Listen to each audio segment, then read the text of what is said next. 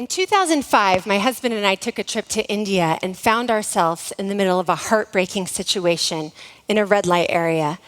And for some reason, in that moment, I chose to turn toward instead of away from what was breaking my heart.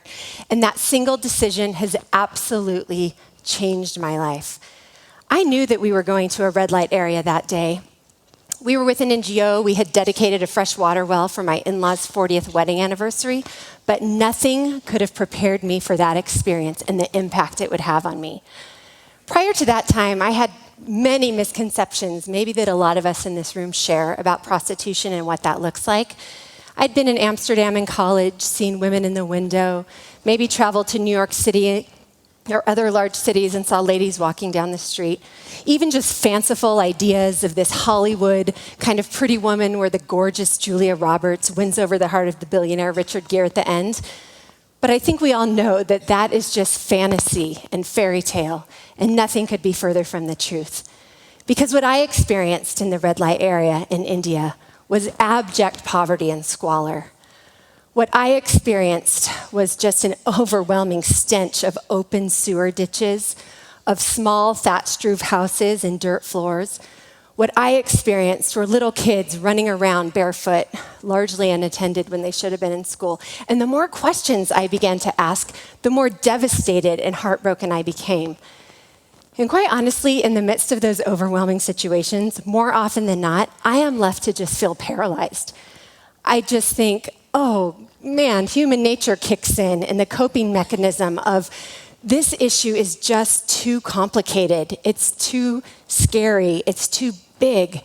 And I just end up feeling so small and inadequate and helpless. And that's normally where I go, quite honestly. That's probably usually my MO when these mountainous issues are right in front of me. But for whatever reason that day, I really attribute it to divine inspiration because I didn't just get stuck there. Instead, I went to a very pragmatic solution, and it kind of looked something like this. If these women and amazing children are ever able to get out of this sexual slavery that they find themselves in, the women, the moms, need a self-sustaining job. They need opportunity that they don't have. And in a flash of inspiration, I just thought, if they're ever able to make something out of this beautiful Indian textile sari material that I'm seeing them wear, maybe I could sell it. Because I had a business background, and so that was something I could bring to the table. And there I thought maybe that could be a win-win situation. And right then, without even realizing it, I became a social entrepreneur. And again, a decade ago, I didn't even know what that term meant, and I don't even know if it was coined yet. But what started with 6 women in one sewing center across India, over the years, we've been able to employ more than 200 women across various sewing centers. And the cool part, the impact metric, which really fires me up, is that collectively those women have over 300 children. So 500 individual human beings that were once trapped in sex slavery are now living in freedom, largely due to the heroic efforts of our NGO partners, and then we come alongside and help with the job creation, self-sustaining aspect of it. So when I came back to the States, I started an online women's pajamas and loungewear company. The line of products are called PUNJAMMIES. We just rebranded this week. So it is no longer International Princess, but Sudara. And we're just really excited about, and the rebranding was all about, we're over the moon about those 500 lives, but there are so many more still trapped in slavery.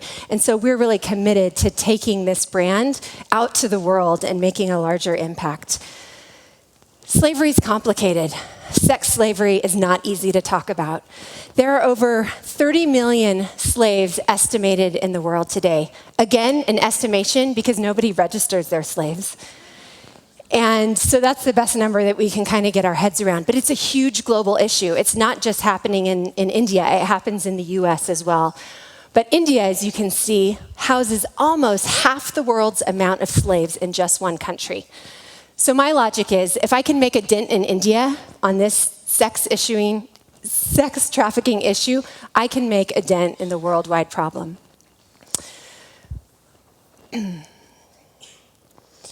And because the issue is so big and I've really dedicated my life's work to it. My husband and I together, we're in it for the long haul. This isn't a sprint. It's really like an ultra marathon. So I'm not really the type of gal who's like, hey, there are 3 easy steps to change your world and change your life. 1, because life change isn't easy. It takes a lot of work. And it takes resolve. And it doesn't happen overnight. And 2, because I don't believe life change happens linear in some sort of equation. I think it's bumpy and messy, and it's a turning sort of a journey. But ironically enough, I do have 3 learnings that I want to talk to you about today, because I only have 14 minutes. So the first one is turning toward. I have learned that if you turn toward something, versus shy away from an issue that you're passionate about or that's breaking your heart, it will absolutely change your life. And one of my favorite examples of this and a personal hero of mine was Mother Teresa. Many of you may be familiar with her story. She was a young Albanian nun who found herself on the streets of Calcutta. And she was confronted with various poverty sort of issues. And one in particular that really broke her heart was the fact that in India, the caste system just marginalizes a lot of poor people. And so there were poor, marginalized, disenfranchised people dying on the streets and in the gutters of Calcutta. And so along with founding the Sisters of Charity, she started a home for the destitute and the dying. And this was a place where people could go, and in the last days or weeks of their life, they could pass on from this life to the next in a dignified way with loving community, not alone and afraid in a gutter. And so I just love the fact that Mother Teresa doesn't shy away from the hard stuff. The second point is really unleashing and identifying and utilizing the strengths within us that we all have. Because I believe to be human is to be gifted. We don't all have to be a saint like Mother Teresa. We can be a plain old sinner like me and still try and impact the world. And at first pass, really, being a businesswoman from California, did I think that I had any gifts or skills or anything to offer ending sex trafficking in India? Those are just not 2 worlds that seem to collide. So on first pass, it doesn't seem like it. But taking a step back, what has actually made a difference is job creation and a business solution and giving these women opportunity where they were previously lacking. And so for that, I actually did have something to bring to the table and offer. So again, the second learning is we all have something in our life, in our bag of tricks to bring to the table for an issue that we feel passionate about. We just have to take the time to look. And the third point is really identifying the why. Why is it that some of us are drawn to a specific issue? Why is it that we're passionate about one issue and not the next? And this question really wasn't even on my radar until about 5 years ago. I found myself at a conference on prostitution, and there was about hundreds of people in the audience, and maybe 30 different countries represented, and the keynote speaker threw out this idea on the very first night. This is what he said. All of you in the room here are here for a specific reason, and I believe that you're drawn to the anti-sex trafficking work because you have deep sexual abuse, trauma, or shame. And I was like, bam, wow, that was a bold statement. For one, this guy clearly doesn't know me because for many in the room, I'm sure that was the case, but that had not been my personal experience. And so I was kind of a little irked, like, hey guy, I've been to therapy and this has never surfaced for me. So I think I would have known this by now. But I went to bed that night and was just like, okay, whatever, maybe there'll be a different speaker in the morning. And lo and behold, of course there wasn't. This guy was here all week. So I thought, if I'm ever able to get something out of this week, I better just see if there's any merit to what he has to say. And you can probably guess how it ended. There definitely was. Through just a week of having space and time of prayer and meditation and some group therapy, I did uncover something, actually a past hurt and a wound from my childhood that wasn't on first pass an abuse issue. That didn't surface, but it was something else. And that discovery has been such a gift for me personally these past 5 years. Because what I discovered was this. I actually had a connection with the women and the children in the red light area that day. And it was based on the fact that those kids carry shame of not having a biological father in their life and that was no fault or choosing of their own. Because I too carried that type of shame all throughout my childhood. My parents were high school sweethearts and got pregnant their senior year of high school. Like good Catholics, my mom got married right after high school. They were quickly divorced by the time I was 4 years old. I have very few memories of my biological father, and those of which I do are pretty traumatic. He, was a young man, obviously not ready for that type of responsibility, so right after high school, just downward spiraled into a life of violence, of gangs, of drug addiction, and basically spent my entire childhood in and out of prison. And that was not something that I was proud of as a kid. That was shame that I carried. Not by any doing of my own. Probably I shouldn't have carried that shame, but as an adolescent, you don't know any different and you just do. And I didn't want to be associated. I didn't want my mom and I to be judged by his bad choices. So that day in the red light, I firmly believed that something was triggered. When I saw that level of injustice, that these are sex slaves here, women and their children who didn't want to be here, who were forced to be here by no choice of their own, that just burned something within me. I didn't identify it at the time, but now I know that's what really compelled me and moved me to action. Because in India particularly, there is shame-based culture, and so those kids and women are seen as unclean, unworthy, dirty, delete, untouchable, bottom-of-the-caste people that don't matter, but they matter to me. And there's another great story, a book I just read about identifying the why, and really how when we can identify that, it not only changes the world, but it can change ourselves at the same time. It's called An Invisible Thread, this book. It's a New York Times bestseller, and a true story about a woman in Manhattan in the 80s. And she was on her commute. She was a single, successful businesswoman going from her apartment building to Manhattan to her place of work. And she walks across an 11-year-old boy that's panhandling.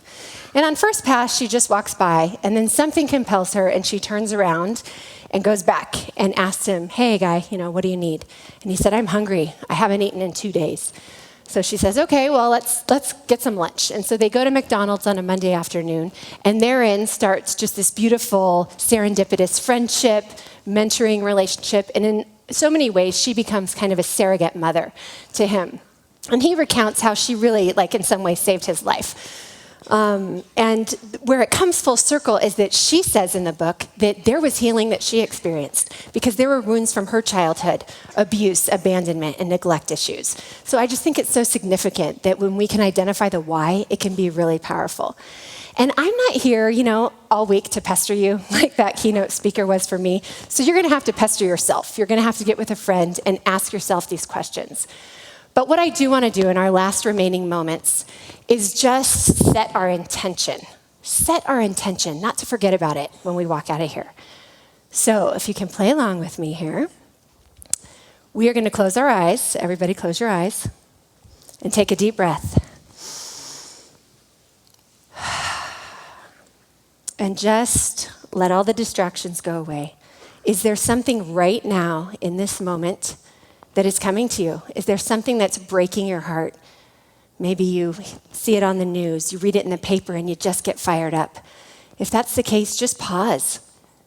Just take note of that. If not, don't worry. There's no judgment here. It might not come right away.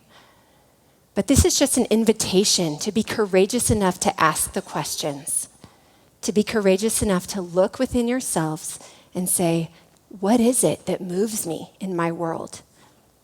You can open your eyes now. And then just the second 2 follow-up questions. Again, what do you have in your bag of tricks, your life experience, your giftedness? Because you all have it. What is there that you can bring to the table on that issue that you're passionate about? And then the third follow-up question, that motivating question of why. Why is it that you're drawn? Maybe it's an environmental issue. Maybe it's a child abuse issue. Maybe it's whatever it is. Why that issue and not another issue that you're drawn to and that just can even just bring you to tears? So again, set your intention, because when you choose to turn towards something rather than away from that thing that's breaking your heart, it will absolutely change your life and rock your world in the best way possible if you let it. Thank you.